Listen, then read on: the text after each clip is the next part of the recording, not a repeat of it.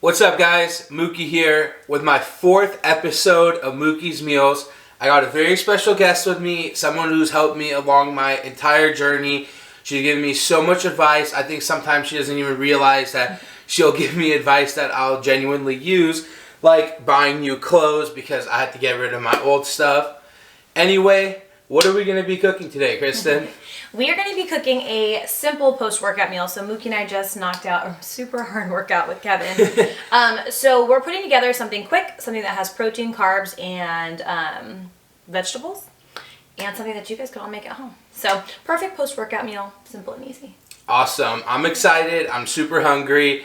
And by the way, if you guys haven't already, go check out that workout. It's going to be posted already, and it's a killer one. Go check out my new weigh-in. Also, before anything, please like, comment, and subscribe. Go to Kristin's channel. I'm going to drop that below. Like, comment, and subscribe to her as well, man. And we're going to get this video going. I'm horrible at cutting chicken too, but all we're doing right now is slicing up the chicken into smaller pieces. Yep, so that it grows a little bit quicker. All right, guys. So we are prepping the protein. Mookie has already put the rice on, so he's doing basic basmati rice. It's in the rice cooker. It takes about 20 minutes to cook, and it's just rice and water. So while the carbs cook, we're gonna work on our protein.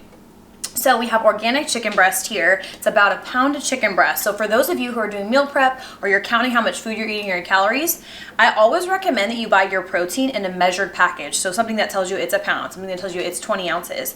And that way you can decide how many servings you have there. So for instance, if we have 16 ounces of chicken, which is a pound of raw chicken, and I'm eating 4-ounce servings, that means I have about 4 servings here. So chicken is cut. We're going to cut these guys so they're thinner. We're going to be grilling them on the George Foreman. I have not used a George Foreman in a minute, so I'm excited to do this. I'm going to cut this last piece, and then we're going to talk about what we put on the chicken in order to give it some flavor. So a lot of people think eating healthy is something that has to be bland, but the truth is, oh, I did a terrible job on that one, you guys. Oh well. The truth is that eating healthy does not have to be bland. So some of the things that will help you save calories but still give it flavor are things like seasonings. So we have Montreal. This is actually one of my favorites. Lemon pepper. There's a bunch of different ones. One of my favorite things to do is to go to an actual specialty spice store and smell all the seasonings. There are so many in the specialty spice stores. You guys can get everything from barbecue to seafood special spices. It's just endless, right? So if the normal grocery store doesn't have something you like, take your butt to a specialty spice store and spend the extra money because it's worth it. It'll make your food a lot better. The other things that you guys can use on things like your protein or your vegetables, which we'll talk about later, are things like hot sauce. So hot sauce, salsa, these are also lower calorie options to put on your proteins or your carbohydrates. So don't neglect things like spices or sauces. The other thing I absolutely love too, you guys, is hummus. So I pulled this one out. It is a little bit more calories than something like a hot sauce, but at the end of the day, if you just measure it, it's really not something that you have to avoid. Okay, so protein is cut. Now we're gonna be using my favorite, Montreal. I do use Montreal steak on my chicken. It just tastes good, and there's no reason not to. So we're gonna sprinkle this on. Oh, we can always add more. I'm gonna be generous with our seasonings because this is where a lot of our flavor is gonna come from. Ooh, I remember my first sprinkle. So, okay, this is not coming out quite the way I would like it to. So, once we've sprinkled on that side, we're just gonna flip these guys, sprinkle on the other side. Okay, good, good. Good, good, good. We'll go quick. Sprinkle it. Kind of press it on there. So once we finish seasoning these guys, we're gonna use a little bit of avocado oil on our George Foreman. Avocado oil and all of your oils, even if it's in a spray can, are gonna have calories. So that's not a big deal. You just need to account for it. So we're gonna use a little avocado oil, spray it on the grill. We've already got a little bit on here, you guys. So we sprayed it. We're gonna brush it because that's not an aerosol. So we're gonna brush it on there. On the top here. So the chicken, because it's lean, it doesn't have a lot of fat, and it's chicken breast. We want to make sure it doesn't stick. So we're going to make sure that's all spread. And then we're going to take our seasoned chicken. We're going to lay these guys on here. So we're going to do 2 pieces at a time. The George Foreman's a little bit smaller. Shove those guys on there. And then we're going to let it go down. I think it's a couple minutes each side. So while that cooks, we're gonna get our easy to cook protein ready, our protein vegetables. So we have the two main parts of the meals going. We have the carbohydrates cooking. Let's take a look at the rice. So the rice is in the rice cooker. It's almost done. You guys can see that guy bubbling up. Who doesn't love? Smells good. Smells so good. And then we have the chicken right now that's cooking. We'll cook the second half in a second. So what we have left right now is our vegetables. So Mookie's got some organic mixed vegetables from Costco. Frozen vegetables make it a really easy way to incorporate vegetables with all the prep and time. So you can eat frozen vegetables. It's not the end of the world. They don't have as many of the vitamins and natural nutrients available as fresh vegetables do, but they're still a great source of nutrients, you guys. So don't neglect frozen vegetables. Plus, they're a lot easier to cook. So we're gonna put about a cup, a little bit more than a cup in this guy. 2/3 cup is a serving with 10 carbohydrates. So I'm just gonna make a mess on the countertop right here. It's all good. We're gonna put it in a microwave safe dish. So if you wanted to bump this up a notch and make this a little bit more flavorful, you could cook this in something like chicken stock. You can add seasonings to it beforehand. They don't have to be cooked plain, but we are gonna cook them plain today. So I'm gonna throw these in the microwave for about 3 minutes. Checked up on it. Oh hey. my God. That looks bomb. Food is up, you guys. So the rice is done. Chicken is grilled. Vegetables are out of the microwave. It is time to eat. Ooh, I'm excited, and I have some questions I want to ask Kristin about her fitness history, and hopefully we can learn some stuff, guys. Let's go. All right, guys, we just plated our food. We're about to eat. I snuck a little bit of chicken off camera, and it is amazing. So this first bite is not going to be a surprise to you guys. And I told Kristin too that I'm going to use this chicken all the time. So Montreal steak seasoning is the business on your chicken, guys. Yes, on chicken. Don't let it fool you. It doesn't have to be put on steak. But yeah, we could start eating. So should we recap? We've got grilled chicken breast, I should say, with Montreal steak seasoning that we just grilled on a George Foreman. You guys can grill it on the barbecue, in a grill pan, anything that you like. We've got some basmati rice that we just added a little bit of salt to. And then we have some organic vegetables that we did in the microwave. So those are frozen from Costco. And last but not least, I got a little bit of hummus that I'm gonna use on my chicken. What do you got? Same thing, just no hummus. And like I was saying before, this chicken is amazing. Definitely try it out. But anyway, I kind of wanted to talk to Kristin a little bit and ask her about her fitness past and kind of like eating habits and some of the things she's dealt with, because I feel like we can all learn from like other people and maybe like things that they've experienced. And she's someone that's like super fit and has like and a lot of times like you see people like Kristin and Kevin and you think that like, oh, it's just so easy for them, but like they have their own journeys and they have their own battles with food. So Kristin, maybe like if you want to explain, like I don't really actually know about a lot of this, so maybe a little bit start with like what sports you played in high school and like what got you into fitness and pursuing this career and helping me and a lot of other people change their lives. Oh, you guys, where do I start? So it's interesting because like Mookie was saying, a lot of people think that if you're in fitness or you're fit, that it's just easy for you, and you've always been that way. And for me, I have kind of an interesting story because I haven't always been in shape. In fact, I've been overweight when I was in high school and into my first couple years of college. And then I've also been extremely almost anorexic with eating disorders when I was in fitness competitions. So kind of my story is I played sports all growing up. I played lacrosse, I played basketball, I played softball, I played lacrosse into college. And when I went to college, I was actually about 170 pounds, which for my frame, you guys, I'm only 5'5". Sometimes I look taller, but I'm about 5'5". I weigh about 145 pounds right now, sometimes 150. So to be 170, I mean, I was a big girl. I was a thick chick back then, and I played sports, and nutrition really wasn't something I knew a lot about. So yeah, so I had to learn about it. And so what ended up happening is I had a job, and after I finished playing college sports, I graduated from college, and I kind of became obsessed with nutrition. Like I wanted to I wanted to get at the gym. I wanted to replace my sports past with the gym. So I started working out a lot. This is before I even worked in fitness. Started working out a lot, started researching about nutrition. So when I started researching about nutrition, I started to really learn what carbs were, what proteins were, what fats were, what our energy system used. So what I ended up doing is I ended up getting a coach, and I entered a fitness competition. And I'd always wanted to do that. I worked in the gym when I was in high school, and there was a woman there who was a fitness competitor. She was a bodybuilder. And I always kind of looked up to her. So when I got to post-sports, post-college, and I started to become obsessed with the gym, more so than I had been back in the day, and then started looking into nutrition, I entered my fitness competition, and I learned how to eat like a competitor. So I mean, really just research, you know, working with a coach and then researching and learning, you know, how does your body utilize different types of foods and things like that. And then I just applied the concepts that I was learning. So I cut down to 115. So I went from about 145 at the time. I had lost some weight. Cut down to 115. I'm 5'5", so 115 and probably about 9% body fat. Was not healthy at all. I was eating, but I wasn't eating nearly enough. How was your strength and stuff? Terrible. Absolutely awful. So you guys got to remember, food is fuel. As a female, when your body fat is that low, you don't really have a whole lot of strength. There's not a whole lot of extra fuel in your body for that. So my strength was terrible. My body fat was tremendously low, especially for a female. Like I said, 9% is not a healthy place to be.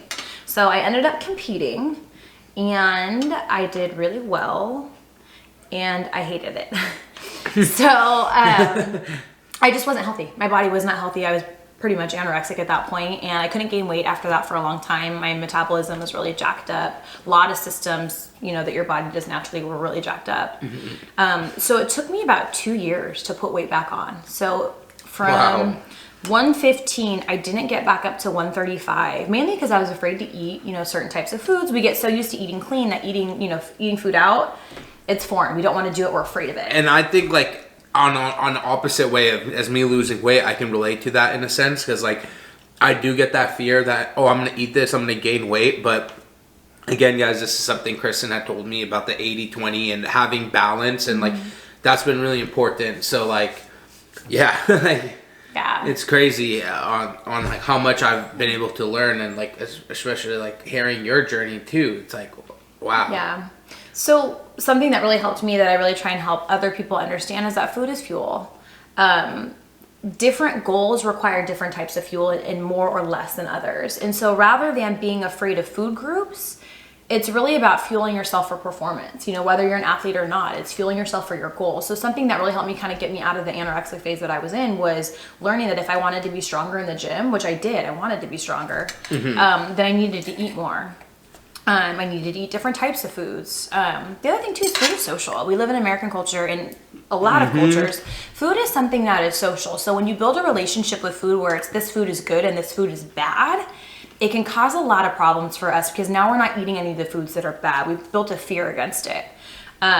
So I had to transition my mindset to food is not good or bad. Food is fuel. So if I eat a high calorie meal, you know, when I'm out with my friends or something, then I know I need to utilize that fuel. On the flip side, you know, if it's a normal week, I don't necessarily need to eat the high calorie foods. I just need to, you know, make sure I'm eating my normal foods that are micronutrient dense, that provide all the nutrients that my body needs for optimal performance. So kind of switching my mindset and then building habits around that. So that's really kind of the key to, you know, changing your eating habits to be something that actually is good for your body versus something that you're just doing. So. And it's like, it's crazy hearing you say that, because like, I've always like, I'm telling you guys this too, is I'm a big social eater, and that's kind of like a lot I'm not like gonna say that's where all my friendships stem from, was eating out, but it is a big reason. Like a lot of a thing that my friends and I would do is we'd go eat out, and became such a habit. And like we honestly had like a tradition every Friday we'd go to like a night steakhouse or something like that. But man, like I'm just so glad that like I realized that I can still do that stuff in moderation. But like Kristin was saying, I will use that fuel. Like I won't eat that like calorie dense meal, go get a dessert, and then sit on my couch. And then like, even if it's like I'm having the meal at night as a dinner, I'll use the fuel the next day, and I'll make sure to get my cardio in. So I think that's like a really good piece of advice, is like using your food as fuel. And like, that's the perfect way to put it. And that's something that like, I guess I've been doing unconsciously, because I've literally like, it's just something so simple to me that I'm like, man, I just ate all that food, like time to go burn it off. And it's like, you feel like sometimes when I have those like super carb dense and like heavy meals that are like not necessarily the healthiest when you're talking about like micronutrients, but I get like some of my best workouts after eating those meals, because like it's true. It's like she was saying, food is full. When you were like 115 pounds, it's like, how can you lift weights when you're not eating and you don't have that proper nutrition? So that's like been a big thing for me learning, is like feeding myself so I can fuel my workouts, but not overfeeding. And it's kind of this like balance that you guys have to play with, and it's completely dependent on how much you guys train. Yeah, it depends on how much you're training. The other thing it really depends on too is what works for your lifestyle. So I love that you talked about going out with your friends, because a lot of the times we think it's an all or nothing mentality, right? Like, tonight I'm going out, fuck it. Like, I'm going to the steakhouse, I'm gonna order anything and everything. Food will be there tomorrow. So a lot of the times when I tell people, like, if you're going to a restaurant, I kind of pick and choose where I want to splurge. So if I'm going to order a dinner, I may choose a lean protein, but then go with a higher fat side. So remember, modifications are always available to you. And 99.9% of the time when you ask your waiter if they can modify something, they will. There are very few restaurants that don't alter the menu. So just learning what you do and don't want to splurge on is huge. And it comes from trial and error. You know, a lot of times the fuck it mentality will ruin that. It's like, why don't you just try I was eating? About to say that. Yeah. Just try eating the steak and potatoes and maybe the vegetables versus the steak, the macaroni and cheese, the potatoes, and the bread. Try it and see how you feel after. And that's kind of been a big thing with me, is I always had that fuck it mentality. So like when on all my prior diets, when I would go and I would cheat, I would literally go insane. I would eat, like Kristin was saying, mashed potatoes, macaroni and cheese, bread, like crazy amount of bread, crazy amount of dessert. But when I do have a cheat meal, and I go eat cheat meals with Kevin, so like if you guys want to know, like we go eat out, like I live a life, and when we go eat out, like Kristin was saying, I won't eat a soda. I won't have a soda. I won't have dessert. I'll only have maybe the entree. I won't finish all my carbs. Little things like that. It's you think in your head like it's not going to make a difference, but when you do it, it does make a difference. And when you do it consistently, that's when like you see changes. Yeah. So not depriving yourself of some of the things that you love is absolutely okay. The other thing too is to remember that, you know, ideally tomorrow does come. So a lot of the times too, Mookie, is we think we eat that like tonight in this meal in the next 3 hours, like this is the only window I get to eat all the shit that I want to eat. The truth is that eat a little bit of shit today, eat a little shit in 3 days. That way when you get to that meal, you don't feel like, oh my God, this is the only time I have to shove it all in. I'm just going to say, fuck it, eat it all. Spread it out, you guys. That's something that I really had a hard time, because I would binge on things like Oreos and donuts back when I was super anorexic and couldn't gain weight. And like, I would just be like, oh my God, eat everything in sight. And then I wouldn't eat anything for like 2-3 weeks. I would eat nothing that was, you know, anything besides this type of food.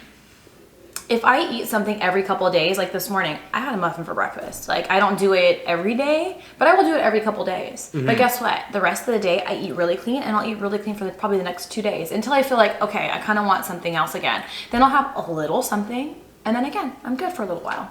Yeah, no, and like, honestly, from conversations prior with Kristin, and I think a big thing all you guys can take away from our conversation that we had today is that, and Kristin's story and kind of my story, and how like each of us had different paths, but we have such similar issues when it comes to food, and it's like everyone deals with these type of things.